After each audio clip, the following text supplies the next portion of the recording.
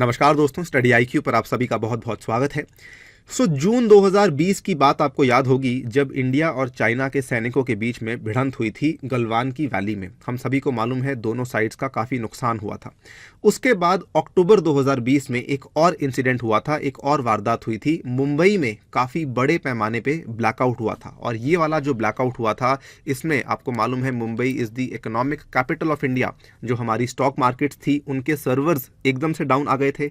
साथ ही में मुंबई जो कि उस टाइम पर कोविड-19 का हॉटस्पॉट था, वहाँ पर के जो हॉस्पिटल्स थे उनके भी इमरजेंसी जनरेटर्स पे उनको शिफ्ट करना पड़ा था।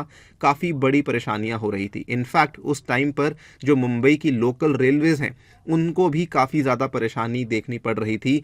इवन दो वो बहुत बड़े लेवल पर चल नहीं रही थी, but still there was a lot of problems जो कि उनको फेस करनी पड़ी। नाउ अब एक नई स्टडी सामने आई है जो कि ये बोलती है कि असल में ये दोनों के दोनों इंसिडेंट्स, एक जो जून में हुआ यानी कि जो इंडिया और चाइना के बीच में बॉर्डर पे हुआ, और एक जो अक्टूबर में हुआ, स्टडी ये कहती है कि दोनों के दोनों इंसिडेंट्स आपस में संबंधित हैं। और स्टडी ने इनडायरेक्ट तरीके से ये भी कहा है कि शायद इस पूरे के पूरे ब्लैकआउट के पीछे असल में चाइना का हाथ था। और स्टडी ये भी कहती है कि ये जो पूरा का पूरा ब्लैकआउट है, कहीं ना कहीं चाइना भारत के ऊपर साइबर वॉरफेयर करने की कोशिश कर रहा है और ये एक नया तरीका है जिसके माध्यम से चाइना भारत को डराने की या फिर अटैक करने की कोशिश में लगा हुआ है।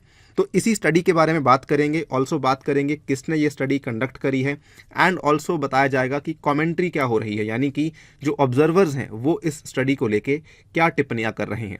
अंत में बात करेंगे कि क्या ये चाइना के द्वारा जो अभी नई मेथोडोलॉजी का इस्तेमाल किया जा रहा है, क्या ये भारत के लिए एक चिंता का विषय है या नहीं है। चलिए स्टार्ट करते हैं। काफ़ी कुछ आपको जानने को मिलेगा।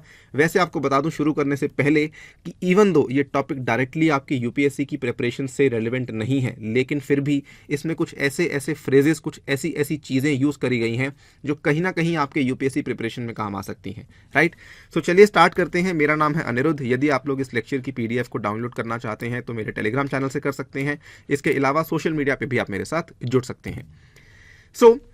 जून 2020 का हम इंसिडेंट सभी को याद है। उसके बाद अक्टूबर 2020 का इंसिडेंट भी मैंने आपको याद करवा दिया है। आप देख सकते हैं इवन अल जजीरा, ये अंतर्राष्ट्रीय लेवल की न्यूज़ एजेंसी है, इसने भी इसको कवर किया। India's Mumbai faces wide spread power outage and train services तक भी इसमें हिट हुई थी। आप देख सकते हैं यहाँ पर स्टॉक मार्केट क्लोज कर दी गई थी, हॉस्पिटल्स को स्विच करना पड़ा था एमरजेंसी जनरेटर्स के ऊपर, एंड कई सारी दिक्कतें पूरे के पूरे शहर को फेस करनी पड़ी। उस टाइम पर इस पर्टिकुलर आउटेज को, जो ब्लैकआउट हुआ था, इसको कई सारे लोगों ने कवर किया। न्यूज़ रिपोर्ट्स ये बोल रही थी कि शायद ये वाला जो साइबर अटैक है इसका स्रोत चाइना से हुआ है, यानी कि it is a Chinese origin cyber attack. लेकिन न्यूज़ रिपोर्ट्स के ऊपर विश्वास करना सही नहीं था। राइट, उसी टाइम पे जो प्रशासन था, जो अथॉरिटीज़ थी, उन्होंने इसमें एक फॉर्मल इन्वेस्टिगेशन, प्रॉपर इन्वेस्टिगेशन भी शुरू कर दी थी, लेकिन उसकी रिपोर्ट अभी तक आई नहीं है। उसकी रिपोर्ट मार्च के अभी बस 10 दिन में शायद आने वाली है, ऐसा ऑलरेडी अथॉरिटीज़ ने तब भी कहा था और रिसेंटली कंफर्म भी किया है कि मार्च के पहले या दूसरे हफ्ते में इसकी रिपोर्ट आपके सामने रिलीज़ कर दी जाएगी। लेकिन उस टाइम पर भी कई सारी चीज़ें इस तरफ भी इशारा कर रही थी कि शायद ये वाला जो अटैक हुआ है ये कहीं ना कहीं फॉरेन हैकर्स के द्वारा परपेट्रेट किया गया है, ये कहीं ना कहीं फॉरेन हैकर्स के द्वारा प्लान किया गया है। बट अगेन ये सारे के सारी थ्योरीज थी, किसी भी थ्योरी को कंफर्मेशन नहीं दी गई थी। ठीक है, अब उस टाइम पर भी यहाँ पे पुलिस ने कहा था जांच चल रही है, और रिसेंटली जो इसमें महाराष्ट्र के एक आईपीएस ऑफिसर हैं, साइबर इंटेलिजेंस यूनिट के इंचार्ज हैं यशस्वी यादव जी, उन्होंने भी यहाँ पर अगेन कोई प्रॉपर यहाँ पे सिग्नल नहीं दिया है, लेकिन ये कहा है सस्पिशियस एक्टिविटी हमें फाउंड हुई है। लेकिन हम केवल इतना कह सकते हैं कि कहीं ना कहीं किसी स्टेट एक्टर के द्वारा इंटरवेंशन हुई है। उन्होंने चाइना का या फिर पाकिस्तान का या फिर किसी का भी नाम एक्सप्लिसिटली यहाँ पर नहीं लिया है। अगेन उन्होंने ही declined to elaborate, saying that the investigation's full report would be released in early March. Right, अब ये तो कहानी तो यहाँ तक की थी, प्रशासन ने क्या कहा, न्यूज़ रिपोर्ट्स ने क्या कहा, वगैरह वगैरह। लेकिन अब क्या हुआ, एक नई स्टडी सामने आई है, और ये स्टडी जस्ट 1-2 दिन पहले ही सामने आई है। ये स्टडी बेसिकली साफ साफ ये बोलती है कि चाइना ही इस पर्टिकुलर अटैक के पीछे था। ठीक है, तो इस स्टडी ने अपने वर्ड्स को मिन्स नहीं किया। The study shows Chinese malware was flowing into the control system जो कि मैनेज करता है electric supply across India along with a high voltage transmission substation and a coal fired power plant. तो बेसिकली चाइना से निकला हुआ एक code, एक सॉफ्टवेयर कोड जो कि इंडिया के इलेक्ट्रिक सप्लाईज में, इलेक्ट्रिक ग्रिड में फ्लो कर रहा था, उसकी वजह से ये ब्लैकआउट हमें मुंबई में देखने को मिला था।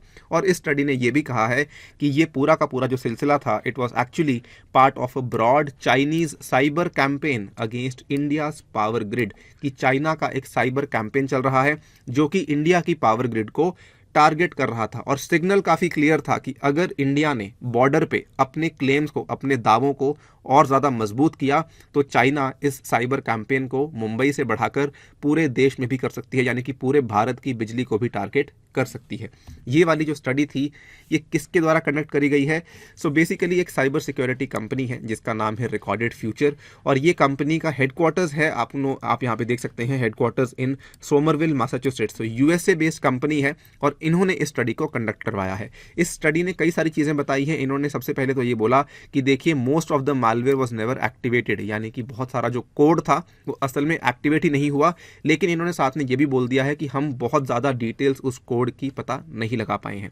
एट द सेम टाइम इन्होंने ये भी बता दिया है कि हमने भारत की जो अथॉरिटीज़ हैं उनको नोटिफाई तो कर दिया है, लेकिन भारत की अथॉरिटीज़ ने हमें जवाब में कुछ नहीं बोला। उन्होंने केवल इस चीज़ को एक्सेप्ट कर लिया है कि ठीक है, आपकी जो स्टडीज़ हैं हम उसको एक्सेप्ट कर रहे हैं, लेकिन उसके बाद उन्होंने जवाब में कुछ बताया नहीं कि क्या हम इसको मानते हैं या नहीं मानते हैं। ये भारत की अथॉरिटीज़ के द्वारा फिलहाल नहीं बताया गया है।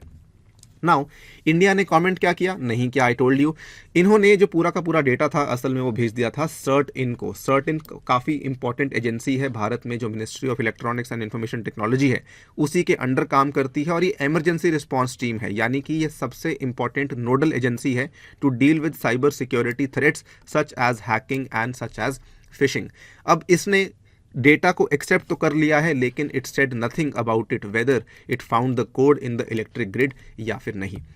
चाइना ने रिस्पॉन्ड किया कि नहीं? तो ऑब्वियसली चाइना ने रिस्पॉन्ड नहीं किया, लेकिन यहाँ पर कई लोग ये मानते हैं कि अगर चाइना रिस्पॉन्ड करेगा भी तो वो यही बोलेगा कि ये पूरा का पूरा जो साइबर थ्रेट था वो इंडिया ने ही अपने ऊपर करवाया था, सो दैट कल को वो चाइना के ऊपर इल्ज़ाम लगा सके। और ये दिस इज समथिंग जो कि पहले भी चाइना कर चुका है। आप देख सकते हैं यहाँ पे नीचे की न्यूज़ कि Chinese mouthpiece blames Indian hackers for attack on medical institutes. So this is something, तो चाइना रिस्पॉन्ड करे ना करे, but it is almost obvious कि अगर वो करेगा भी तो ऑलमोस्ट इसी तरीके से रिस्पॉन्ड करेगा।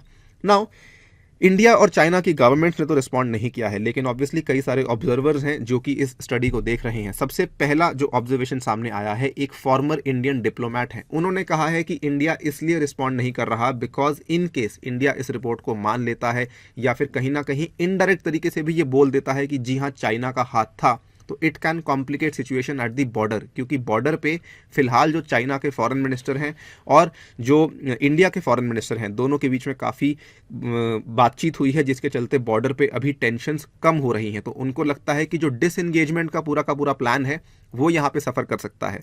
साथ ही में जो है उनका ये भी मानना है, एक और जो है यहाँ पे ऑब्जर्वर है जिनका नाम है लेफ्टिनेंट जनरल DS हुड्डा, ये खुद एक साइबर एक्सपर्ट है, रिटायर्ड हैं ये, और ये भी ये मानते हैं कि इनकी कमेंट्री ये कहती है कि सिग्नलिंग हो रही है, यानी कि सिग्नलिंग इस तरीके से हो रही है कि चाइना भारत को डरा रहा है केवल ये बताने के लिए कि हमारे पास क्षमता है, हम आपको चेतावनी देते हैं, अगर आप हमारी बात नहीं मानेंगे तो हम अपनी क्षमताएं आपको दिखा भी सकते हैं। सो ये सब कमेंट्रीज सामने आ रही हैं, बट अगेन ये सब कमेंट्रीज ऐसे लोगों के द्वारा सामने आ रही हैं जो कि अब भारत की सरकार का हिस्सा नहीं है, तो भारत की सरकार के द्वारा या उसके किसी अधिकारी के द्वारा एज सच फॉर्मल कमेंट नहीं किया गया है। खैर, ये तो बातें हुई जो फिलहाल चर्चा में है। अगर हम बात करें बड़े मुद्दे की, वो ये है कि क्या चाइना के द्वारा अब नए तरह के अटैक्स इस्तेमाल किए जा रहे हैं इंडिया के खिलाफ? तो yes, this is a bigger concern, और यही मैं कह रहा था, ये आपके एग्जामिनेशन के लिए काफ़ी रेलिवेंट साबित हो सकता है।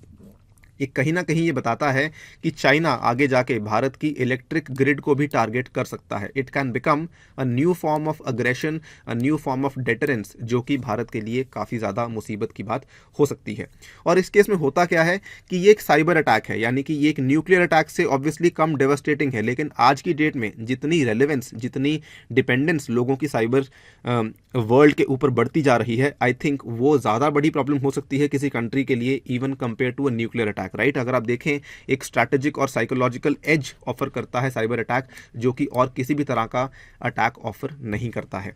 इनफैक्ट अगर आप देखें ये चीज़ें वैसी इंडिया और चाइना के संदर्भ में कॉमनली हो रही हैं, अब होनी शुरू हुई हैं, लेकिन रशिया और यूएसए के संदर्भ में ये चीज़ें पहले से होती आई हैं। रशिया ये चीज़ कर चुका है पहले भी 2017 में, उसने यूक्रेन में 2-3 बार ऐसा किया कि उन्होंने वहाँ की पूरी जो इलेक्ट्रिसिटी ग्रिड थी उसको टर्न ऑफ करवा दिया। इनफैक्ट जस्ट रिसेंट सी बात है, जब यूएसए ने ये करवाया रशिया में, तो उन्होंने उनको चेतावनी दी कि अगर आप ऐसा कुछ करेंगे तो हम आपके पूरे के पूरे देश की बिजली बंद कर सकते हैं।